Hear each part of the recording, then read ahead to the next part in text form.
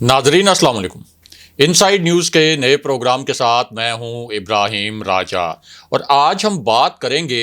कि DGISPR का America से आने वाले धमकी आमेज खत पर क्या पहला और तहलका खेज बयान आया है। शहबाज शरीफ, आसिफ अली जरदारी और बिलावल भुट्टो को बराह रास्त फौज की जानिब से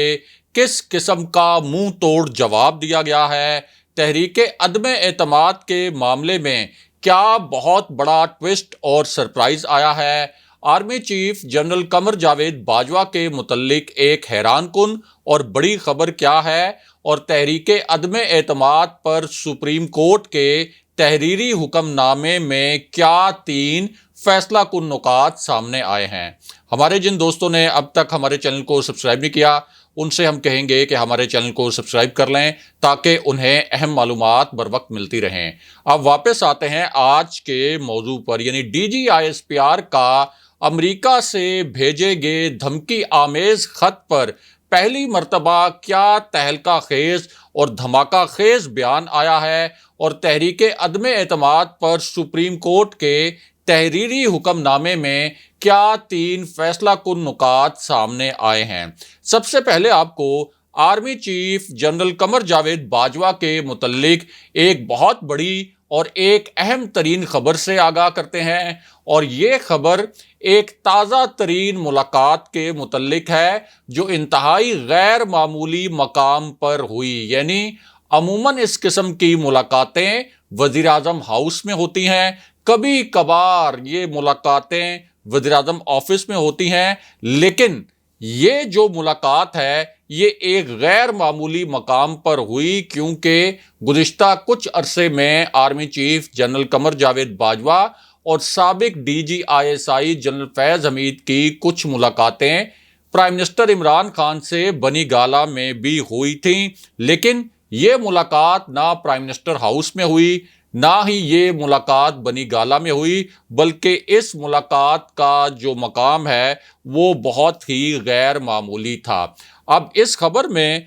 2 नए और तहलका खेज इंकशाफात किए गए हैं। ये ऐसे हकायक हैं और ऐसे इंकशाफात हैं जो इससे पहले सामने नहीं आए थे, लेकिन अब इन नए और तहलका खेज हकायक की बाकायदा तस्दीक की गई है और इसी एक खबर की वजह से अब ये कहा जा रहा है कि तहरीके अदम एतमाद का पूरा रुख तब्दील होकर रह गया है और इस एक मुलाकात को गेम चेंजर मीटिंग भी कहा जा रहा है। ये मुलाकात किस गैर मामूली मकाम पर हुई और इस मुलाकात में तहरीके अदम एतमाद के मुतल्लिक क्या 2 नए और तहलका खेज इंकशाफात हुए, उसकी पूरी तफसील भी आपको बताते हैं और मुख्तसरन आपको ये भी बताते हैं कि सुप्रीम कोर्ट के तहरीरी हुक्मनामे में क्या 3 फैसला कुन नुकात सामने आए हैं और इन 3 नुकात से ये अंदाज़ा लगाया जा सकता है कि इस तहरीके अदम एतमाद के हवाले से सुप्रीम कोर्ट का फैसला किस नोयत का हो सकता है। तो मामला ये है कि सुप्रीम कोर्ट में समाअत से पहले एक इंतहाई मिस्टीरियस एक्टिविटी हुई, एक बहुत पुरअसरार वाक़या हुआ और ये जो वाक़या था ये एक खुफिया पैगाम रसानी के मुतल्लिक था। इस पैगाम रसानी के हवाले से एक बहुत बड़ी गेम प्लान की गई, एक बहुत बड़ा मंसूबा बनाया गया। इस मंसूबे के लिए एक आप कह सकते हैं कि पूरा नेटवर्क बिछाया गया और इस मंसूबे के 3 किरदार कौन होंगे ये भी तय कर लिया गया और इस मंसूबे के डायरेक्टर्स यानी इस मंसूबे के हदायतकार कौन होंगे उनका फैसला भी कर लिया गया और तीनों किरदारों को उनकी मखसूस जिम्मेदारियां भी सौंप दी गईं। अब एक तरफ ये मंसूबा बनाया गया, एक तरफ ये गेम प्लान की गई और दूसरी जानिब सुप्रीम कोर्ट में तहरीके अदम एतमाद के मुतल्लिक जो समाअत हो रही थी उसमें 3 तहलका खेज नुकात सामने आ गए और 3 मौके ऐसे थे जहां इंतहाई दिलचस्प सूरत हाल पैदा हुई। ये तीनों नुकात मुख्तसरन आपके सामने रखते हैं। तो मामला ये है कि जब ये समाअत शुरू हुई तो सुप्रीम कोर्ट में बहुत गैर मामूली किस्म के मनाजिर थे। कमरा अदालत, वकला, अपोजिशन लीडर्स حکومت کے رہنماؤں اور دیگر افراد سے کھچا کھچ بھرا ہوا تھا، اور اسی دوران رضا ربانی نے ایک عجیب سا سوال کر دیا اور ایک عجیب سی منطق پیش کر دی۔ اور رضا ربانی کی توقع یہ تھی کہ بس آج تو سپریم کورٹ اپوزیشن کے حق میں ہر صورت میں فیصلہ سنا دے گی۔ جو ڈپٹی اسپیکر کی رولنگ تھی، جو آرٹیکل 5 کو انہوں نے انووک کیا تھا اور تحریک عدم اعتماد کو مسترد کیا تھا، تو رضا ربانی کا خیال تھا کہ آج سپریم کورٹ آرٹیکل 5 کو جو انووک کیا گیا اس کو غیر آئینی قرار دے دے گی اور ڈپٹی اسپیکر کی رولنگ کو ختم کر دیا جائے گا، اسے کالعدم کر دیا جائے گا۔ لیکن ہوا کیا؟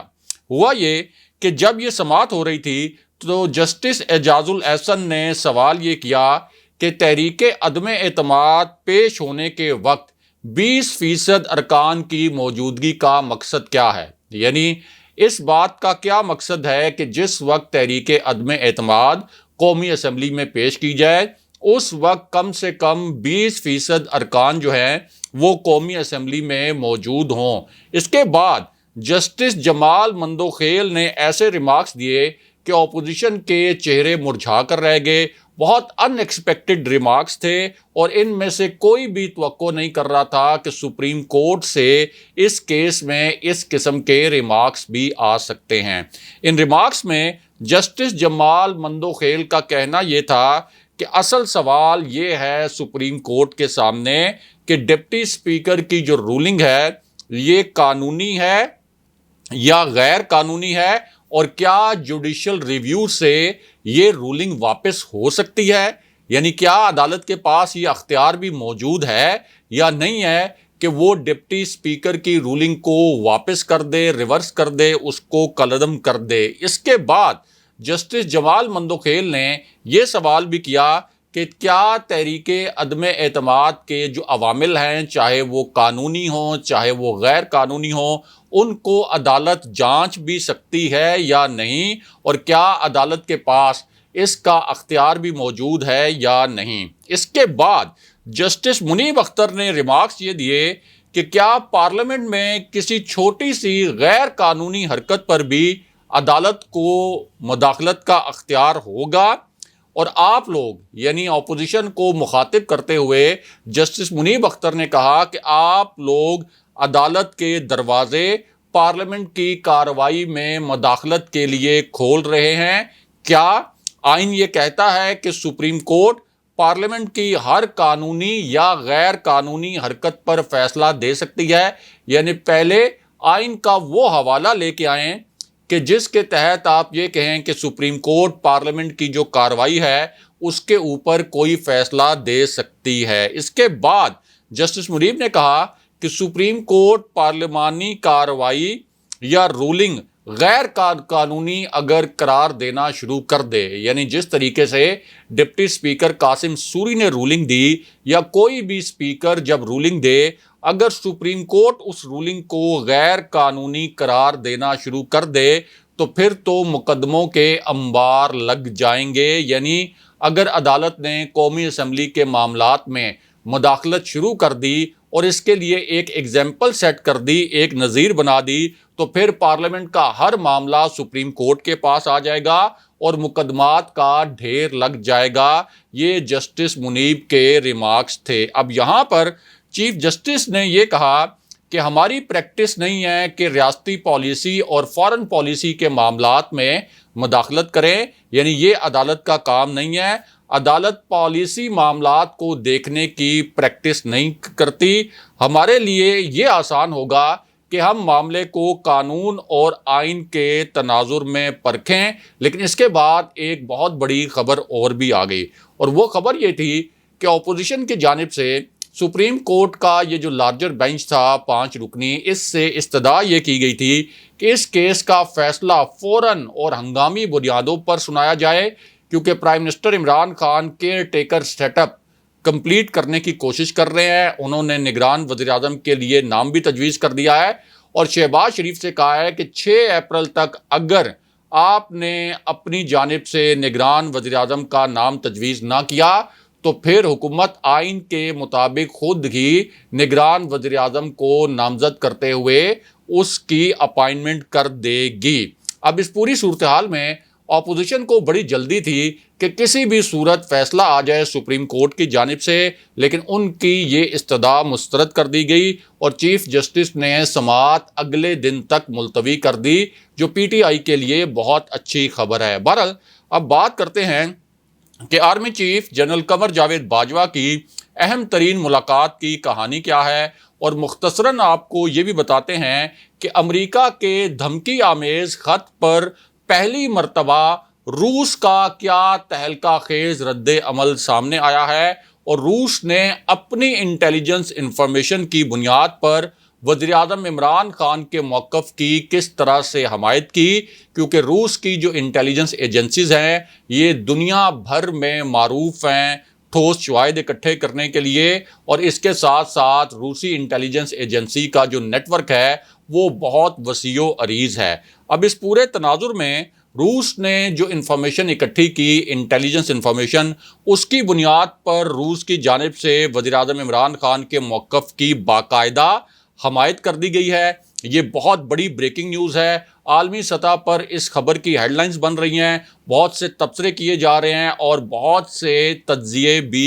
کیے جا رہے ہیں، کیونکہ اب روسی وزارت خارجہ کی جو ترجمان ہیں انہوں نے سرکاری سطح پر کیمروں کے سامنے یہ کہا ہے کہ ہمارے پاس یہ معلومات موجود ہیں کہ امریکہ نے وزیر اعظم عمران خان کا دورہ روس روکنے کے لیے شدید ترین دباؤ ڈالا تھا، لیکن وزیر اعظم عمران خان نے پاکستان کی آزاد خارجہ پالیسی کے تحت امریکی دباؤ کو مسترد کر دیا۔ روسی وزارت خارجہ کی ترجمان نے یہ بھی کہا کہ ہمارے پاس ٹھوس معلومات موجود ہیں کہ وزیر اعظم عمران خان کو امریکہ کے کس عہدیدار نے دھمکی دی تھی، کس عہدیدار نے پاکستانی سفیر کو بلایا تھا اور پاکستانی سفیر کو یہ کہا تھا کہ تحریک عدم اعتماد کامیاب ہونی چاہیے پرائم منسٹر عمران خان کے خلاف ہر صورت، ورنہ امریکہ کے ساتھ پاکستان کے تعلقات بہت مشکل ہو جائیں گے۔ یہاں پر روسی جو ترجمان ہیں ان کی جانب سے یہ بھی کہا گیا کہ ہمارے پاس اس امریکی سفارتکار کا اور اس عہدیدار کا نام بھی موجود ہے، اور پھر خود ہی انہوں نے دھمکی دینے والے عہدیدار کا نام بھی بتا دیا۔ روسی ترجمان نے کہا کہ امریکی اسسٹنٹ سیکرٹری ڈونلڈ لو نے وزیر اعظم عمران خان کو اصل میں دھمکی دی تھی اور وزیر اعظم عمران خان کے دورہ روس پر سنگین نتائج کی دھمکیاں دی تھیں، اور یہ کہا تھا کہ اگر پرائم منسٹر عمران خان نے روس کا دورہ کیا تو پھر ان کو نتائج بھگتنے پڑیں گے، اور روس اور یوکرائن کے معاملے پر پرائم منسٹر عمران خان کا جو ایک نیوٹرل اور متوازن موقف تھا وہ کسی بھی صورت قابل قبول نہیں تھا امریکہ کے لیے۔ ترجمان نے یہ بھی کہا کہ ہمارے پاس ٹھوس معلومات موجود ہیں کہ امریکہ نے ہی وزیر اعظم عمران خان کو سزا دینے کا فیصلہ کیا۔ یہ الفاظ روسی وزارت خارجہ کی ترجمان نے خود کیمروں کے سامنے بیان کیے، اور پھر یہ کہا کہ ہمیں معلوم ہے کہ امریکہ ہی تحریک عدم اعتماد پرائم منسٹر عمران خان کے خلاف لے کر آیا ہے۔ یہ سب کچھ آن ریکارڈ کہا گیا، لیکن دوسری جانب ایک بہت بڑی خبر اور بھی ہے، اور یہ جو خبر ہے یہ اس پلان کے متعلق ہے جس کا ہم نے آپ سے اس ویڈیو کے شروع میں ذکر کیا تھا، اور اسی پلان کے تحت گزشتہ رات کو ایک ہنگامی اجلاس بلایا گیا۔ اس اجلاس کے متعلق کوئی خبر منظر عام پر اس سے پہلے نہیں آئی تھی، اور اس اجلاس کا بہت خفیہ نوعیت کا اور ایک خطرناک ایجنڈا تھا۔ بلاول بھٹو، شہباز شریف، آصف علی زرداری اور فضل الرحمان نے اس کھیل کو پلان کیا تھا، اور اس کھیل کا پہلا حصہ یہ تھا کہ سپریم کورٹ سے یہ کہا جائے کہ وہ تحریک عدم اعتماد کے معاملے پر فل بینچ بنائے، فل کورٹ بنائے، اور یہ جو 5 رکنی بینچ ہے اس کو جانتے بوجھتے ہوئے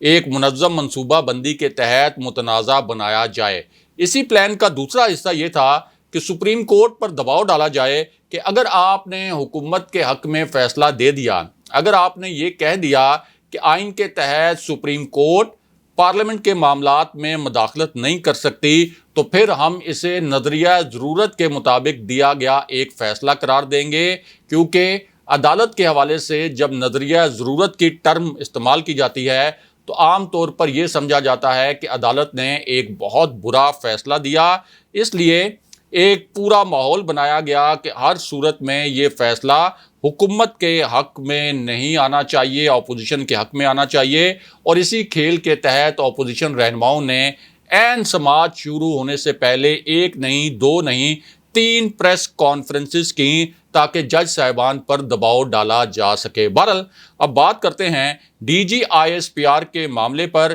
کہ انہوں نے تحریک عدم اعتماد اور دھمکی آمیز خط کے معاملے پر پہلی مرتبہ کیا تہلکہ خیز رد عمل دیا ہے، اور یہ جو رد عمل سامنے آیا ہے اس کی ٹائمنگ بہت زیادہ اہم ہے، کیونکہ بلاول بھٹو، آصف علی زرداری اور شہباز شریف نے یہ مطالبہ کیا تھا کہ بتائیں D G I S P R یا آرمی چیف یا D G I S I کہ امریکہ سے کیا واقعی ہی کوئی دھمکی آمیز خط آیا تھا، اور کیا نیشنل سیکیورٹی کا جو اجلاس ہوا تھا نیشنل سیکیورٹی کمیٹی کا، کیا اس میں فوجی سربراہان جو موجود تھے یعنی army chief general Qamar Javed Bajwa,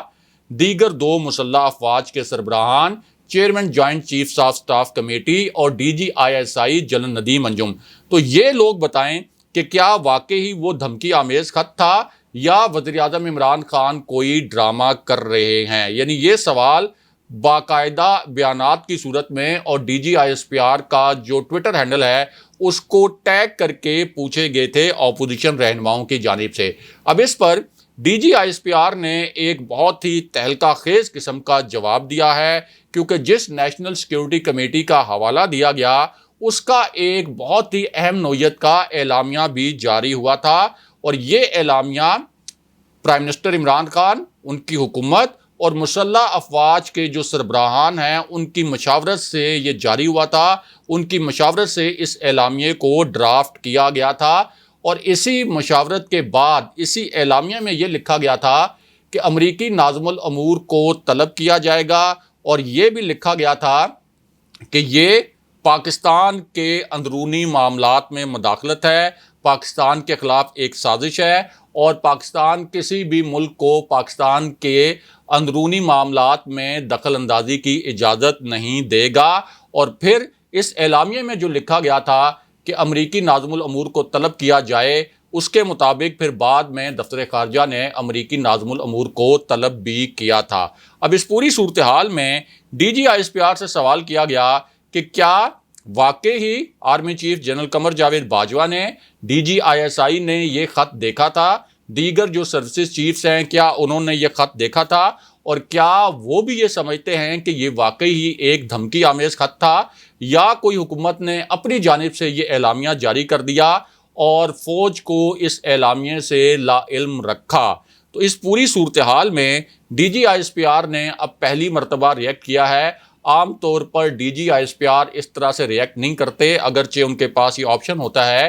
کہ وہ پریس کانفرنس میں اس طرح فوج کا موقف بیان کر دیں، یا پریس کانفرنس کے دوران کوئی صحافی اگر سوال کر لے تو تب بھی فوج اپنا موقف اس سوال کا جواب دیتے ہوئے واضح کر دیتی ہے۔ اسی طرح ایک ٹویٹر کا آپشن بھی ہوتا ہے جہاں ملینز میں D G I S P R کے فالوورز ہیں، لیکن عام طور پر اس طرح کے سوالات کے جوابات ٹویٹر ہینڈل پر اس لیے نہیں دیے جاتے کہ بھارت میں اور دیگر ممالک میں بھی D G I S P R کا جو ٹویٹر ہے ہینڈل ہے وہ ہمیشہ مانیٹر ہوتا ہے، تو اس لیے اس طرح کے جب جوابات دینے ہوں، فوج نے اپنا موقف بیان کرنا ہو، تو پھر عموماً کسی صحافی کو خبر دے کر فوج اپنا موقف بیان کر دیتی ہے۔ اب چونکہ بڑے اگریسو سٹیٹمنٹ آ رہے تھے اپوزیشن کی جانب سے، تو D G I S P R سے یہ سوال کیا گیا کہ کیا آپ کا موقف اور آپ کی فوج کا موقف وہی ہے جو وزیر اعظم عمران خان کا ہے کہ یہ ایک دھمکی آمیز خط تھا، اور کیا نیشنل سیکیورٹی کمیٹی میں اس خط کو کیا واقعی دھمکی آمیز قرار دیا گیا تھا؟ تو اس پر یہ کہا D G I S P R نے کہ امریکی ناظم الامور کو طلب کرنے کا فیصلہ ہو، یا نیشنل سیکیورٹی کمیٹی کا جو اعلامیہ ہو، یا اس دھمکی آمیز خط کا معاملہ ہو، یا جو ایک بیان کیا گیا تھا کہ تحریک عدم اعتماد پرائم منسٹر عمران خان کے خلاف پیش کر دی جائے گی اگر یہ پرائم منسٹر عمران خان کو یہ آپ کہہ سکتے ہیں کہ جو ایک مراسلے کی صورت میں دھمکی دی گئی تھی کہ ہر صورت یہ تحریک عدم اعتماد کامیاب ہونی چاہیے۔ اب اس پر D G I S P R نے یہ کہا کہ ہمارا یعنی فوج کا وہی موقف ہے جو نیشنل سیکیورٹی کمیٹی کے اجلاس کے اعلامیے میں دیا گیا تھا، یعنی جو پرائم منسٹر ہاؤس سے اعلامیہ جاری کیا گیا تھا وہ اعلامیہ ٹھیک ہے، ہمارا بھی وہی موقف ہے، فوج کا وہی موقف ہے، اور ہمارے اندرونی معاملات میں اس کا مطلب ہے کہ D G I S P R کے بیان سے واضح ہو گیا کہ مداخلت کی گئی تھی، اور امریکی ناظم الامور کو طلب کرنے کا جو فیصلہ تھا اس میں بھی فوجی قیادت شامل تھی۔ اگلے پروگرام تک کے لیے خدا حافظ۔